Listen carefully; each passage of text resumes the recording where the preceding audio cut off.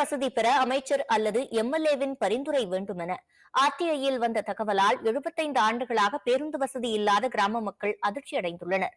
திருவாரூர் மாவட்டம் அலிவலம் அருகே உள்ள கருப்பூரில் சுமார் 150 குடும்பங்கள் வசித்து வருகின்றன. இந்த கிராமத்திற்கு 75 ஆண்டுகளாக பேருந்து வசதி இல்லாததால் 2 கிலோமீட்டர் தூரம் சென்று ஆண்டிப்பாளையம் அல்லது அலிவலத்திலிருந்து பேருந்தில் செல்ல வேண்டிய நிலை உள்ளது.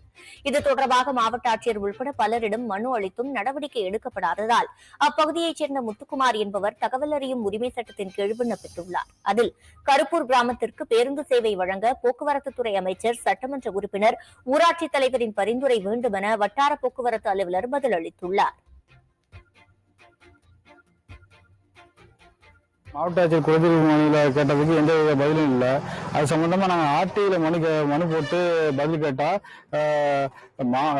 போக்குவரத்து அமைச்சரோட பரிந்துரையும் எம்எல்ஏட பரிந்துரையும் வேணும், இல்லை ஊராட்சி மன்றத்தோட பரிந்துரை வேணும். நாங்கள் எங்க போய் இதெல்லாம் பண்றது?